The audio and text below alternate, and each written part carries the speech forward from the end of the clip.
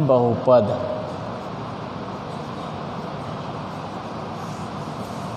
ठीक, क्योंकि बहुपद के बारे में आप लोग कक्षा 9 में पढ़ चुके हैं। ठीक ना।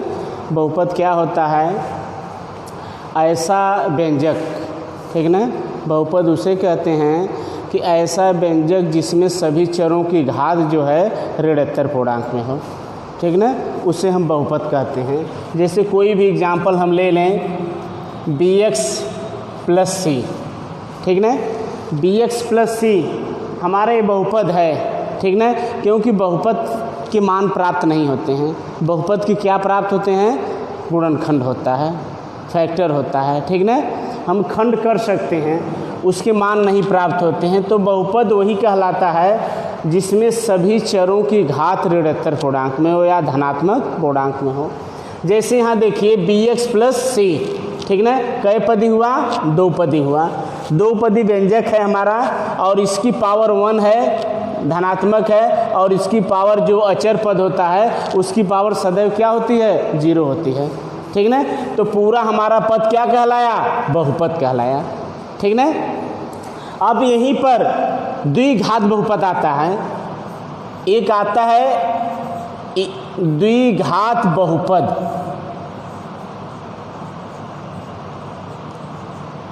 ठीक, इसी के बारे में आप लोगों को पढ़ना है। यहीं से अब तक क्या है? बहुपद पढ़ें। एक घाती बहुपद, द्विघाती बहुपद, त्रिघाती बहुपद, 4 घाती बहुपद, 5 घाती बहुपद, अर्थात जिसमें चरों की अधिकतम घात जितना होती है उतने घाती बहुपद कहलाता है। ठीक ना। अब हमको यहाँ पढ़ना है द्विघात बहुपद। द्विघात बहुपद किसे कहते हैं? ऐसा व्यंजक जिसमें चर की अधिकतम घात 2 हो। ठीक ना, जिसमें चर की अधिकतम घात 2 हो उसे हम द्विघात बहुपद कहते हैं। तो द्विघात बहुपद का व्यापक रूप क्या होता है? द्विघात बहुपद का व्यापक रूप, ठीक ना। द्विघात बहुपद का व्यापक रूप देखिए बोर्ड में पूछा जाता है। जैसे द्विघात समीकरण का व्यापक रूप क्या होता है और उसी प्रकार द्विघात बहुपद का व्यापक रूप होता है। ठीक ना। अभी हम बताए हैं कि जिसमें चरों की अधिकतम घात 2 हो उसे हम क्या कहते हैं? द्विघात बहुपद। कोई ज़रूरी कि 2 है अधिकतम, और ये भी ध्यान रहना चाहिए कि सभी चरों की घात धनात्मक भी होनी चाहिए। अधिकतम तो 2 होगी, द्विघात बहुपद कहलाएगा, तो सभी चरों की घात धनात्मक भी होनी चाहिए। ठीक ना। जैसे व्यापक रूप हम आरा क्या होता है? ax² + bx + c। ठीक, जहाँ a is not equal to 0। ठीक ना, a का मान जो है 0 के बराबर न हो, इसे हम द्विघात बहुपद कहते हैं। ठीक ना। और c को क्या कहते हैं? अचर पद कहते हैं, अचर पद कहा जाता है। ठीक ना। और भी है a, b, c क्या है? वास्तविक संख्याएं हैं।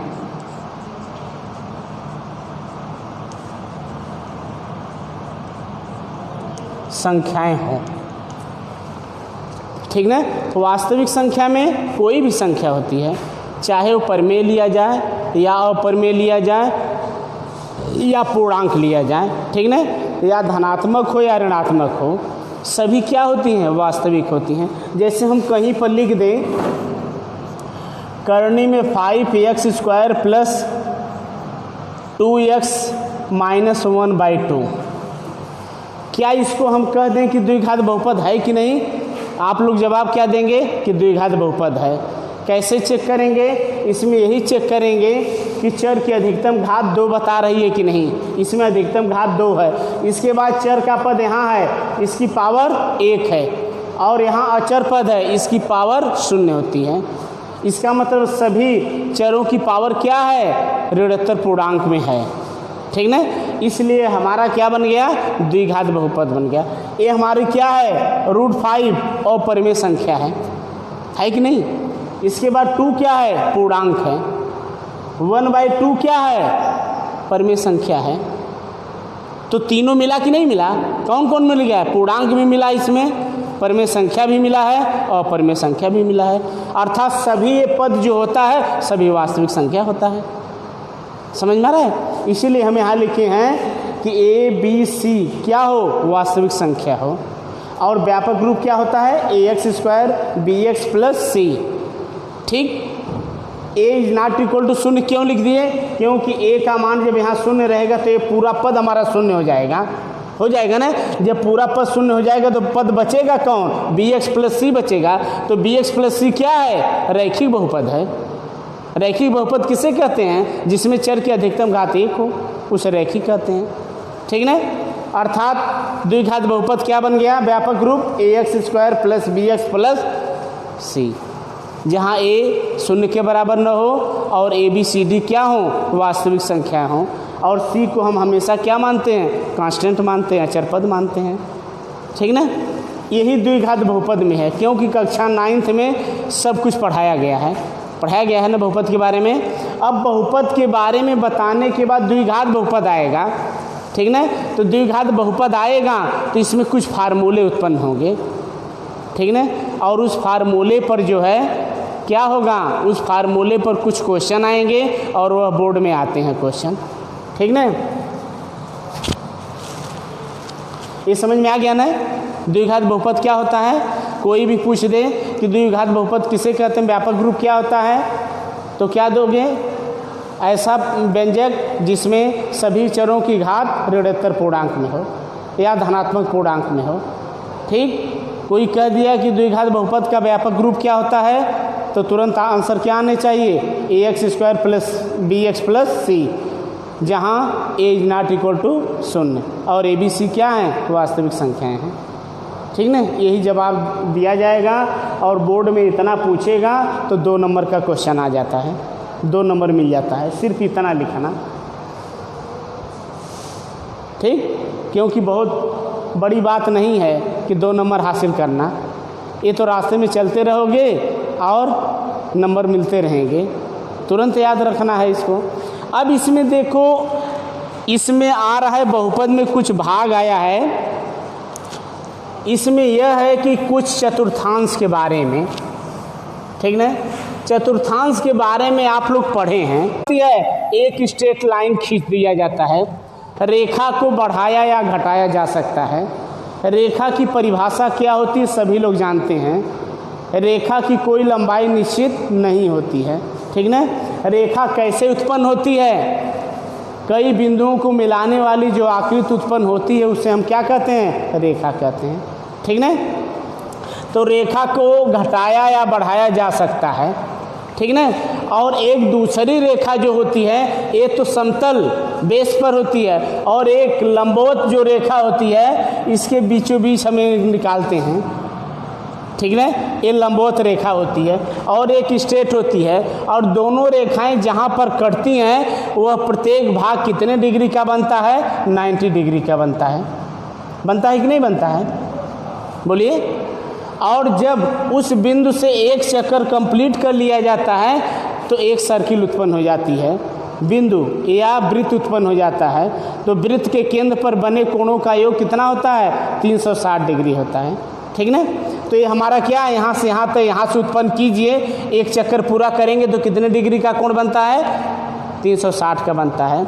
और जब दो रेखा, लंबवत रेखा या स्ट्रेट लाइन सीधी रेखा, दोनों रेखा एक दूसरे को जहाँ काटती है तो कै भाग उत्पन्न होते हैं? 4 भाग उत्पन्न होते हैं। और प्रत्येक भाग कितने डिग्री का होता है? से एक समकोण होता है, अर्थात 90 डिग्री का होता है। और प्रत्येक भाग जो है वो चतुर्थांश में वितरित हो जाता है। ठीक ना? तो सबसे पहले जो रेखा मिलती है इसको हम क्या कहते हैं? 9th में पढ़े हो। ठीक ना? x अक्ष। तो x अक्ष का ये क्या होता है? धनात्मक भाग होता है। जब इसके विपरीत आते हैं तो x अक्ष का क्या होता है? ऋणात्मक भाग उत्पन्न होता है ना? और यहाँ से जब ऊपर जाता है तो y अक्ष मिलता है। ठीक ना? यह धनात्मक भाग होता है। और इसके विपरीत y अक्ष मिलता है तो इसे हम क्या कहते हैं? ऋणात्मक भाग कहते हैं। अक्ष के बारे में आप लोग जानते हैं। ठीक ना? अक्ष के बारे में आप लोग जानते हैं, x अक्ष को क्या कहते हैं? भुज कहा जाता है। x अक्ष को क्या कहते हैं? ये बताया गया था ना, भुज कहा जाता है। और y अक्ष को क्या कहा जाता है? कोटि कहा जाता है। ठीक ना? तो जब भुज और कोटि x और y अक्ष एक जगह इकट्ठा होते हैं तो उसे हम क्या कहते हैं? निर्देशांक। क्या होता है? निर्देशांक। ठीक ना? x और y होता है। पहले निर्देशांक को हम भुज कहते हैं और दूसरे को कोटि कहा जाता है। और यह निर्देशांक जो है 4 आकारों में वितरित होता है, जिसे हम पहला चतुर्थांश, दूसरा, तीसरा और चौथा कहते हैं। ये प्रथम चतुर्थांश होता है कि नहीं? और यह कौन होता है? द्वितीय। जैसे एंगल कोण बनते हैं उसी तरह चतुर्थांश पहला, दूसरा, तीसरा, चौथा होता है। कोण हमेशा यहाँ से ऊपर की तरफ जाते हैं तो धनात्मक भाग होता है कि नहीं? ये पहला चतुर्थांश। फिर इसके बाद यहाँ आते हैं तो दूसरा चतुर्थांश, इसके बाद यहाँ आते हैं तो तीसरा चतुर्थांश बनता है, और इसके बाद यहाँ तक आ जाते हैं तो ये हमारा चौथा चतुर्थांश प्राप्त हो जाता है। ठीक ना? अब चतुर्थांश का बंटवारा होता है चिन्हों द्वारा। कैसे होता है? प्रथम चतुर्थांश को प्लस और प्लस कहते हैं, क्योंकि x अक्ष यहाँ है और y अक्ष के बीच का हिस्सा है ना? तो प्लस प्लस होता है। अब यहाँ देखिए, सबसे पहले क्या होता है? x अक्ष होता है। x अक्ष क्या बता रहा है? ऋणात्मक, ऋण। और दूसरा क्या बता रहा है? y अक्ष धन। इसका मतलब दूसरा चतुर्थांश क्या बनता है? ऋण और धन बनता है। तीसरे में आइए, x अक्ष हमारा सबसे पहले x अक्ष को लिखा जाता है, इतना ध्यान देना निर्देशांक में। तो यहाँ ऋण है और y अक्ष भी क्या है? ऋण है। इसका मतलब तीसरा चतुर्थांश क्या होता है? दोनों धन और ऋण, ऋण और ऋण होता है। अब लास्ट में पहुँचिए, लास्ट में x अक्ष क्या बता रहा है? प्लस। y अक्ष क्या बता रहा है? ऋण। ठीक ना? यही चतुर्थांश होता है। ठीक ना? पहला, दूसरा, तीसरा और चौथा होता है ना? अब इसको हम x अक्ष कहते हैं, इसको x अक्ष कहते हैं। ये धनात्मक x अक्ष है, ये ऋणात्मक है। यहाँ y अक्ष धनात्मक और यहाँ ऋणात्मक। ठीक ना? अब हम कह दें अक्ष तो 2 होते हैं। कौन कौन? x और y होता है, 2 अक्ष होते हैं ना। हम कह दें कि x अक्ष पर जो है, जो भी एक तरह से मानकर चलो बहुपद ही पढ़ाया जा रहा है ना। ठीक ना? तो बहुपद कोई लिया जाए, ठीक ना, कह दिया जाए कि x अक्ष पर जो काटता है, जैसे कोई भी बहुपद लिया जाए x² प्लस 3x प्लस 2। एक एग्जाम्पल के तौर पर देखिए, ये द्विघात बहुपद हुआ कि नहीं हुआ? तो हम इसका फैक्टर करेंगे तो 2 होगा, 2 फैक्टर होगा, अधिकतम 2 फैक्टर होगा, क्योंकि चर की जितनी घात अधिकतम होती है उतने इसके गुणनखंड होते हैं। समझ में आ रहा है? अब इतना होगा तो यहाँ x और यहाँ भी x है कि नहीं? इसका मतलब जो भी इसके शून्य आते हैं, जब जिसके मान नहीं प्राप्त होते हैं उसको हम शून्य कहते हैं। ठीक ना? जब फैक्टर कर लिया जाता है, शून्य कहाँ से प्राप्त होते हैं? फैक्टर करने के बाद पहला, दूसरा, तीसरा जितना भी फैक्टर आता है उसके बराबर शून्य लिखिए तो x के मान प्राप्त होते हैं। तो जो x के मान प्राप्त होते हैं वही उसके क्या कहलाते हैं? शून्य कहे जाते हैं। तो x का जो मान प्राप्त होगा तो किस पर प्राप्त होगा? x अक्ष पर प्राप्त होगा कि नहीं होगा? तो x अक्ष पर जैसे हम कोई भी लकीरें खींच दे रहे हैं इस तरह, ठीक, एक कर्व बनाए हैं ना, एक जब बनाए हम पूछ दें कि इस पर x अक्ष पर कितने स्थानों पर क्या किया है? प्रतिच्छेदित कर रहा है, तो आंसर क्या दोगे? एक यहाँ कर रहा है, एक यहाँ कर रहा है। जो यहाँ कर रहा है तो इसको हम नहीं गिनेंगे, ये हम x अक्ष का नाम लिए हैं ना, तो x अक्ष पर कितने स्थानों पर प्रतिच्छेद कर रहा है, काट रहा है? 2 स्थानों पर, एक यहाँ काट रहा है, एक यहाँ। हम यही पूछ दें y अक्ष पर कितने स्थानों पर प्रतिच्छेदित करता है, तो आंसर दोगे क्या? 1, सिर्फ y अक्ष पर यहाँ। अब इसी कर्व को हम घुमा करके मिला दें, ठीक, हम पूछ दें कि y अक्ष को कितने स्थानों पर प्रतिच्छेदित करता है? एक यहाँ कर रहा है, एक यहाँ कर रहा है, 2 स्थानों पर। यक्ष के कितने स्थानों पर प्रतिच्छेदित कर रहा है? यहाँ और यहाँ। हम इन सबको मिटा दें, ठीक ना। अब हम पूछ दें कि ये रेखा है, खींचे है ना। अब हम कह दें कि यक्ष अक्ष पर कितने स्थानों पर प्रतिच्छेदित कर रही है? आंसर क्या दोगे? 1। अब हम कह दें कि वाई अक्ष पर कितने स्थानों पर प्रतिच्छेदित करती है, तो क्या लिखोगे? 0, कुछ नहीं, 0 होगा। यही है ना, पहली प्रश्नावली इसमें यही है। अब प्रश्नावली 1 देखिए, इसमें 1 में यही कह रहा है कि किसी 2A प्रश्नावली है, देखिए हम लिख रहे हैं इस पर।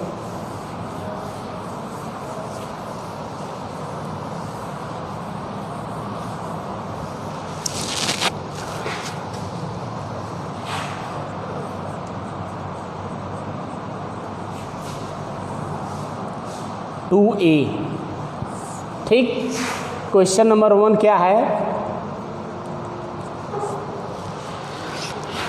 किसी बहुपद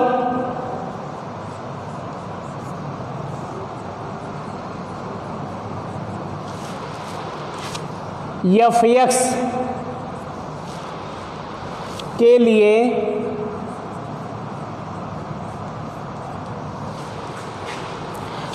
y बराबर f(x) के ग्राफ दिए हुए हैं।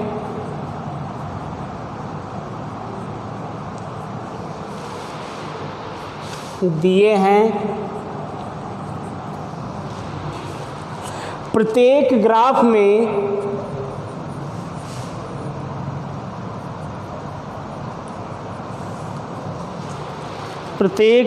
में f(x) के शून्यकों की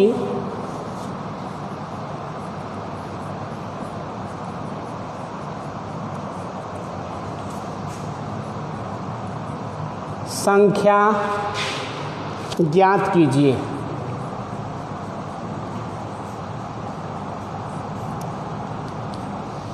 ठीक, इसमें प्रश्न में क्या कह रहा है कि जो किसी बहुपद के f(x) अर्थात हमारा बहुपद किस पदों में है? x के पदों में है। जब f(x) लिखा रहता है, जो कोष्ठक में लिखा रहता है, उसमें साबित होता है कि हमारा बहुपद किस पदों में होगा? x के पदों में होगा। इसका मतलब x अक्ष पर ही डिवाइड करेगा, x अक्ष पर मान प्राप्त होगा ना। कह रहा है कि f(x) के लिए y बराबर f(x), इसका मतलब कि f(x) में जो समीकरण है, व्यंजक है, बहुपद है, उसके ग्राफ दिए गए हैं। ठीक, प्रत्येक ग्राफ में f(x) अर्थात x अक्ष पर के शून्यकों की संख्या क्या होगी। अब इसका मतलब भी f(x) पर पूछा है, f(x) का मतलब x अक्ष पर पूछा है। यहीं पर fy लिखता तो यहाँ x बराबर fy लिख देता, और यहाँ कह देता कि fy के शून्यकों की संख्या, तब y अक्ष पर पूछता। समझ में आ रहा है? इतना ध्यान दोगे तुम लोग, समझ में आ रहा है कि नहीं?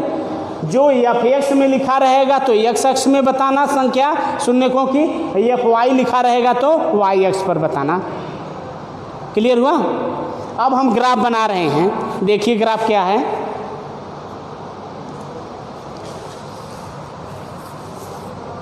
ये पहले पार्ट का ग्राफ है।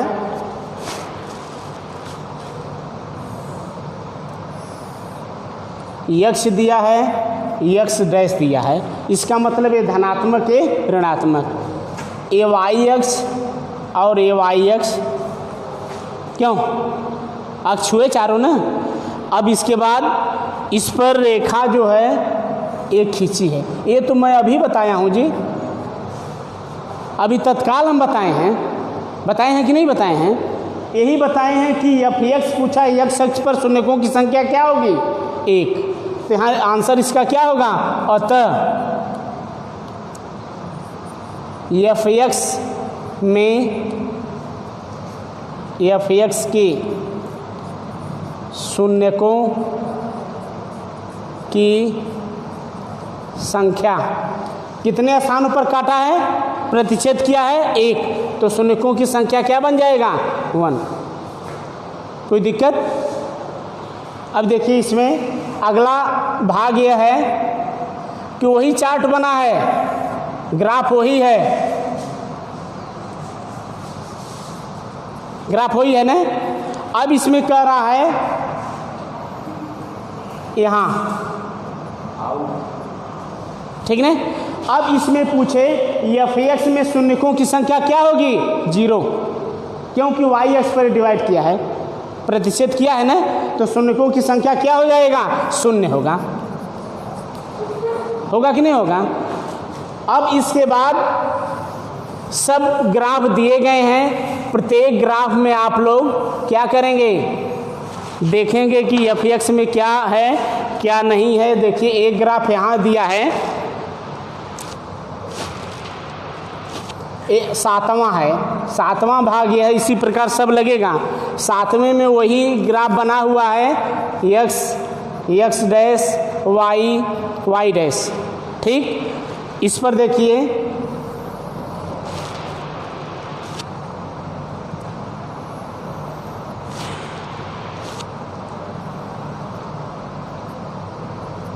देखिए, अब इसमें पूछ दे f(x) में शून्यकों की संख्या क्या होगा। x अक्ष पर देखिए एक यहाँ, एक यहाँ, एक यहाँ और एक यहाँ, तो शून्यकों की संख्या क्या बन जाएगा 4 बनेगा, ठीक ना, कन्फर्म हो ना।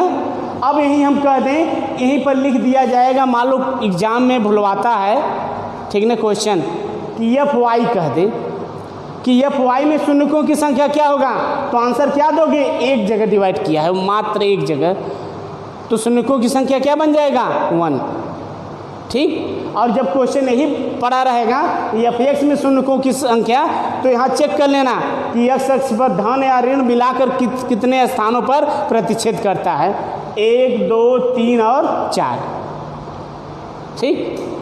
अब इसके देखिए यही है पहली प्रश्नावली, यही समाप्त है। यह जो है 2A प्रश्नावली में सिर्फ शून्यकों की संख्या बताना है, ये प्रश्नावली खत्म हो गई है। अब इसके बाद द्विघात बहुपद के कुछ फार्मूले हैं, वो अगले दिन बताया जाएगा, ठीक ना।